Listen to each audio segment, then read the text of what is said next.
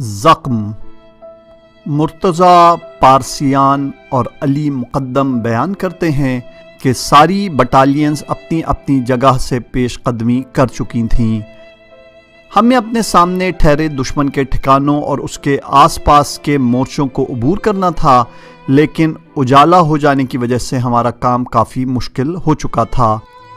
ایک جگہ پر پل رفایا کے نزدیک تو کافی مشکل کا سامنا کرنا پڑ رہا تھا۔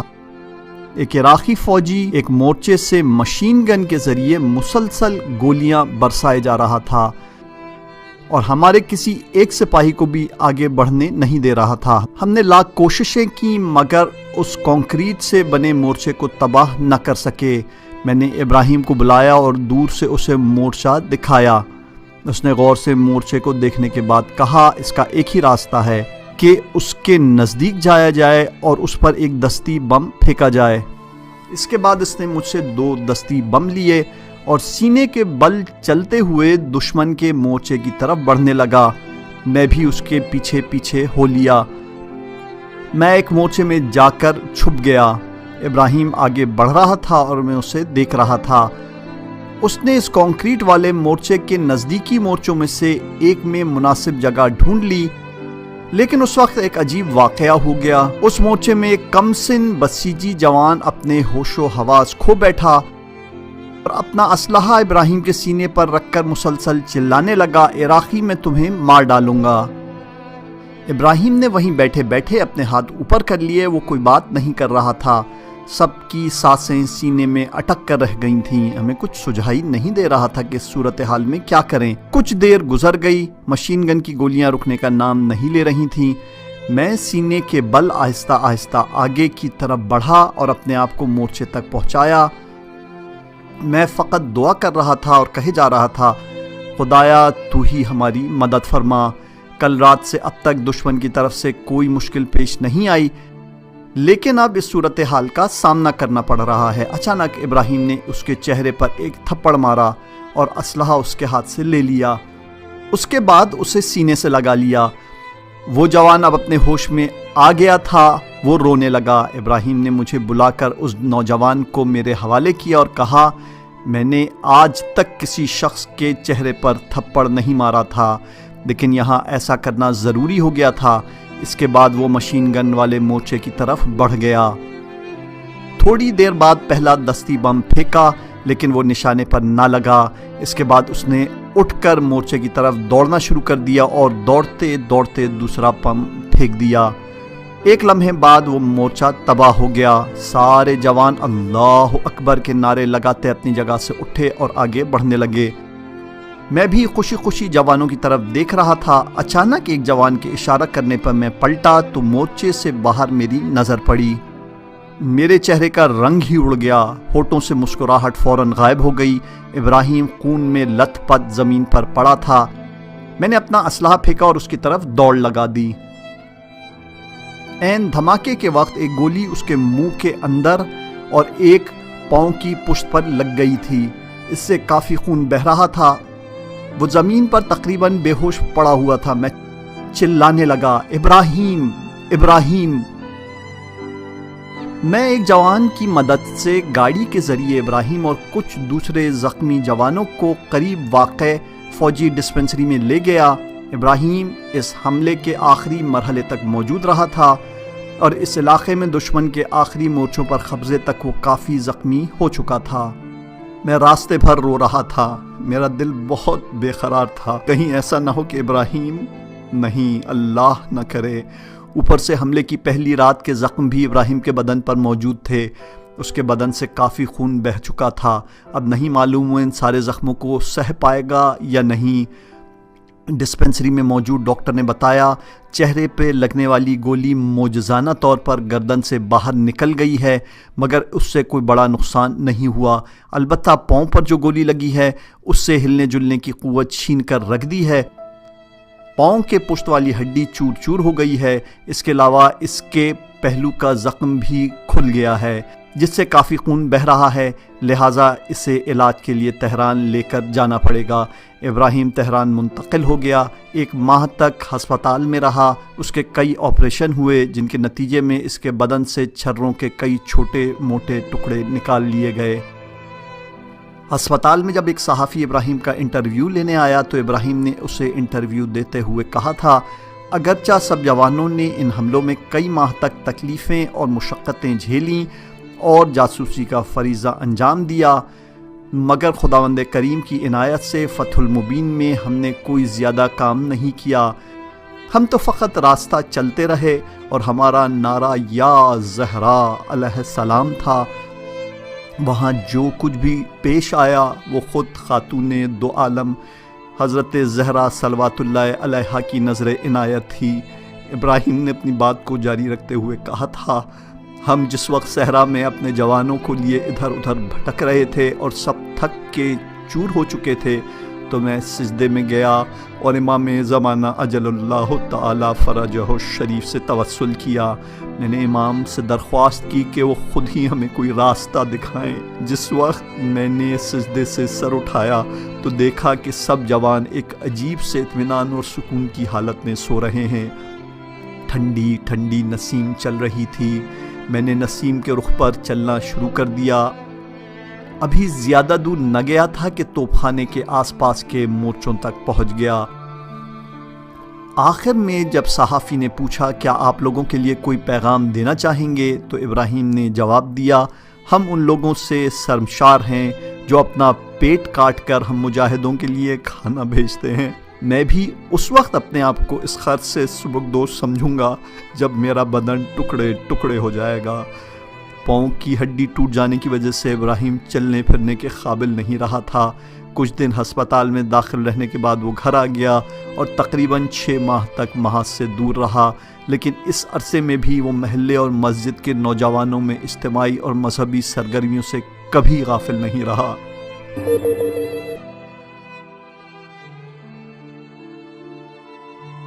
ذاکری امیر منجر اور جواد شیرازی بیان کرتے ہیں کہ ہائی اسکول کے زمانے میں ابراہیم نے اپنے دوستوں کے ساتھ مل کر انجمن نوجوان وحدت اسلامی کی بنیاد ڈالی۔ وہ بہت سے دوستوں کے لیے خیر اور ہدایت کا سبب بنا۔ وہ بار بار اپنے دوستوں کو نصیحت کرتا تھا کہ دینی اور مذہبی جوش اور جذبے کی حفاظت کے لیے اپنے اپنے محلوں میں حتماً مذہبی انجمنیں قائم کریں اور خصوصاً ایسی انجمنیں ضرور بنائیں جن کا اصلی ہدف کسی شخصیت کا خطاب اور تقریر ہو۔ اس کا ایک دوست کہتا تھا، ابراہیم کی شہادت کے کئی سال بعد میں تہران کی ایک مسجد میں ثقافتی سرگرمیوں میں مشغول تھا۔ ایک دن بیٹھا یہ سوچ رہا تھا کہ کس طریقے سے جوانوں کو مسجد اور ثقافتی سرگرمیوں کے ساتھ جوڑ کر رکھا جائے۔ اسی رات خواب میں ابراہیم کو دیکھا، وہ مسجد کے تمام جوانوں کو جمع کر کے ان سے کہہ رہا تھا، ہفتگی انجمنوں کے ذریعے اپنے جوانوں کی حفاظت کرو۔ اس کے بعد اس نے اس کا سارا طریقہ کار سمجھایا۔ ہم نے ایسا ہی کیا۔ پہلے تو ہمیں اتنی کامیابی کی توقع نہیں تھی، لیکن کئی سال گزرنے کے بعد آج تک ہم ان ہفتگی انجمنوں کے ذریعے ہی تمام جوانوں سے رابطے میں رہتے ہیں۔ اپنے محلے کے جوانوں کے ساتھ بھی ابراہیم کا یہی رویہ تھا۔ وہ جوانوں کو کھیل کی طرف راغب کر کے سیدھا انجمن اور مسجد کی طرف کھینچ لاتا تھا۔ وہ کہا کرتا تھا، جب جوانوں کا ہاتھ امام حسین علیہ السلام کے ہاتھ میں آ جاتا ہے تو مشکل حل ہو جاتی ہے، خود مولا ان پر اپنے لطف و کرم کی نظر ڈالیں گے۔ ابراہیم نے ہائی اسکول کے زمانے ہی سے ذاکری شروع کر دی تھی۔ وہ دوسروں کو بھی ذاکری کی ترغیب دیا کرتا تھا۔ ہر ہفتے انجمن نوجوانان وحدت اسلامی میں شہید عبداللہ مزگر کے ہمراہ شرکت کرتا اور ذاکری کیا کرتا تھا۔ جوانوں کا یہ اجتماع انجمن سے بڑھ کر ایک مقام رکھتا تھا۔ اس نے جوانوں کے اعتقادات اور سیاسی نظریات پر دوررس اثرات مرتب کیے۔ علامہ محمد تقی جعفری اور حاجی آقا نجفی جیسے علماء کی دعوت کرنا اور مختلف سیاسی اور مذہبی شخصیات کو خطاب کرنے کے لیے بلانا اس انجمن کی اہم سرگرمیوں میں سے تھا۔ یہی وجہ ہے کہ ساوک کے کارندے اس انجمن پر خاص نظر رکھے ہوئے تھے۔ کئی مرتبہ انہوں نے اس انجمن کے جلسات پر پابندی بھی لگائی۔ ابراہیم نے ذاکری کو اسی حیت اور اکھاڑے میں پہلوانی کے دوران شروع کیا۔ انقلاب کے دوران اور اس کے بعد تو خاصا عروج پر پہنچ گیا تھا، لیکن سب سے اہم نقطہ جس کا وہ خاص خیال رکھتا تھا وہ یہ تھا کہ وہ جیسا کہ خود کہا بھی کرتا تھا، میں اپنے دل کے لیے پڑھتا ہوں اور کوشش کرتا ہوں کہ زیادہ تر خود استفادہ کروں، قربتاً اللہ سے ہٹ کر کوئی نیت ذاکری میں داخل نہ کروں۔ وہ موٹر سائیکل پر بیٹھا تھا اور حضرت زہرا صلوات اللہ علیہا کی شان میں اشعار بہت ہی خوبصورتی سے پڑھنے لگا۔ اس کی آواز کافی دلکش اور سوزناک تھی۔ میں نے اس سے درخواست کی کہ وہ انجمن میں ان اشعار کو اسی انداز سے پڑھے، لیکن وہ نہ مانا۔ اس کا کہنا تھا ان کے پاس ایک ذاکر موجود ہے، میری تو آواز اتنی اچھی بھی نہیں ہے، مجھے رہنے دو۔ لیکن میں اچھی طرح جانتا تھا کہ جب بھی کسی کام میں غیر خدا کا شائبہ ہو یا شہرت کا باعث ہو تو ابراہیم اسے ترک کر دیتا تھا۔ ذاکری میں اس کی ایک دلچسپ عادت تھی، وہ لاؤڈ سپیکر اور ایکو وغیرہ کا محتاج نہ تھا۔ اکثر اوقات وہ بغیر لاؤڈ سپیکر کے ہی پڑھتا تھا۔ سینہ زنی بہت مضبوطی سے سینے پہ ہاتھ مارتا تھا۔ وہ کہتا تھا کہ اہل بیت نے اپنا تمام وجود اسلام پر قربان کر دیا، ہمیں کم از کم یہ سینہ زنی تو اچھے انداز سے کرنی چاہیے۔ شادی کی محفل ہو یا عزا کی، جہاں بھی وہ دیکھتا کہ اس کے علاوہ کوئی ذاکر نہیں ہے تو وہ ذاکری کیا کرتا تھا، لیکن اگر معلوم ہو جاتا کہ اس کے علاوہ بھی کوئی پڑھنے والا ہے تو وہ نہیں پڑھتا تھا، بلکہ زیادہ تر دوسروں سے استفادہ کی کوشش میں رہتا تھا۔ ابراہیم امام رضا علیہ السلام کی اس نورانی حدیث کا مصداق تھا، جو بھی ہمارے مصائب پر گریہ کرے اور دوسروں کو رلائے، اگرچہ ایک شخص کو ہی رلائے تو اس کا اجر خدا کے ذمہ ہوگا۔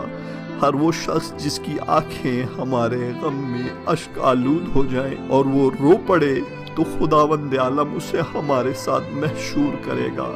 عزاداری میں اس کی طبیعت پر ایک عجیب وجد اور کیفیت طاری رہتی۔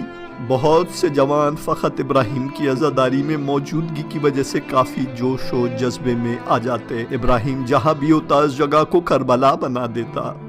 ابراہیم کے گریے اور نالے عجیب ہی جان بپا کر دیتے، جس کا ایک نمونہ 1982 کے 40 کے موقع پہ انجمن عاشقان امام حسین علیہ السلام میں نظر آتا ہے۔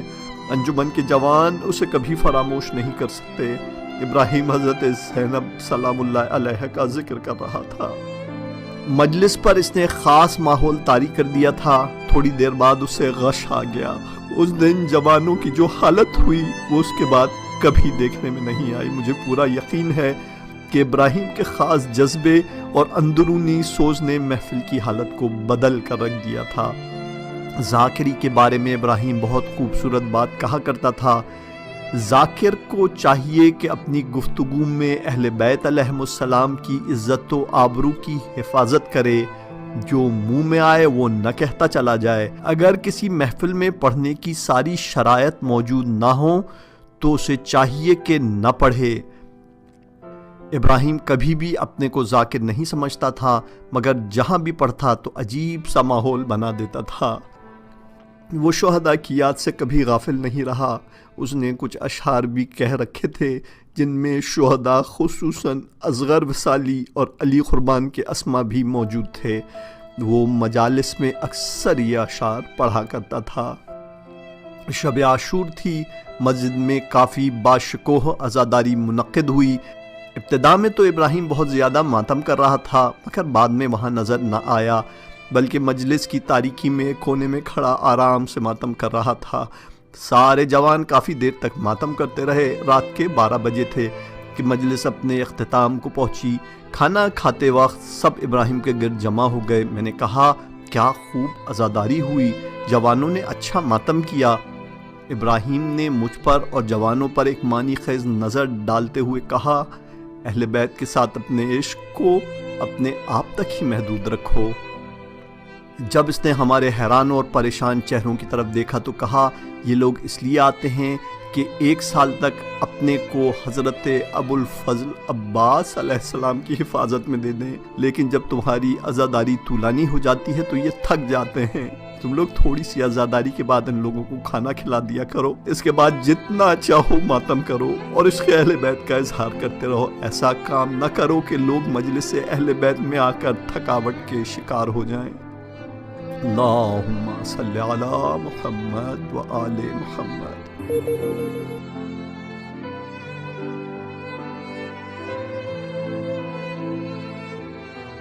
مجلس حضرت زہرا صلوات اللہ علیہا۔ شہید کے کچھ دوست بیان کرتے ہیں، ہم مسجد حاج ابو الفتح میں مجمع ذاکرین نام کی ایک محفل میں گئے ہوئے تھے۔ اس مجلس میں حضرت جناب زہرا صلوات اللہ علیہا کے فضائل میں اشعار پڑھے جا رہے تھے اور ابراہیم انہیں لکھتا جا رہا تھا۔ مجلس کے آخر میں حاج علی انسانی نے مصائب پڑھنا شروع کر دیے۔ ابراہیم شدت غم سے بے حال ہو گیا، اشعار والی ڈائری بند کی اور اونچی اونچی آواز میں رونے لگا۔ مجھے اس کی اس حالت پر بہت تعجب ہوا۔ مجلس کے بعد جب ہم گھر جا رہے تھے تو راستے میں وہ کہنے لگا، انسان جب جناب زہرا صلوات اللہ علیہا کی مجلس میں آتا ہے تو اسے ان کے وجود مقدس کو محسوس کرنا چاہیے۔ ایک رات میں اصرار کر کے اسے محفل عید زہرا سلام اللہ علیہا میں لے گیا۔ میں سوچ رہا تھا کہ ابراہیم کو حضرت زہرا علیہ السلام سے خاص عقیدت ہے، لہٰذا وہ بہت خوش ہوگا۔ محفل میں جب ذاکر نے اپنی دانست میں جناب زہرا علیہ السلام کی خوشنودی کے لیے آپ کے دشمنوں کے بارے میں نازیبا باتیں کیں تو ابراہیم نے مجلس کے درمیان ہی مجھے اشارہ کیا اور ہم مجلس سے اٹھ کر باہر آ گئے۔ راستے میں نے پوچھا، لگتا ہے تم بہت ناراض ہو گئے ہو، صحیح کہہ رہا ہوں نا؟ وہ ہمیشہ کا اطمینان اور سکون جو اس کے چہرے پہ تھا غائب تھا۔ وہ غصے میں اپنے ہاتھوں کو جھٹک رہا تھا، کہنے لگا، ان محفلوں میں خدا نہیں ملتا، ہمیشہ ایسی جگہوں پر جاؤ جہاں خدا و اہل بیت کا ذکر ہو۔ اس نے کئی بار اس بات کی تکرار کی۔ بعد میں نے جب ایسی محافل اور وحدت المسلمین کی حفاظت کے بارے میں علماء کی آراء دیکھی تو اس وقت ابراہیم کی گہری نظروں کا ادراک ہوا۔ معرکہ فتح المبین میں جب ابراہیم زخمی ہوا تو ہم اسے جلدی 10 پھول لے گئے اور فوجی ڈسپنسری کے ہال میں بٹھا دیا۔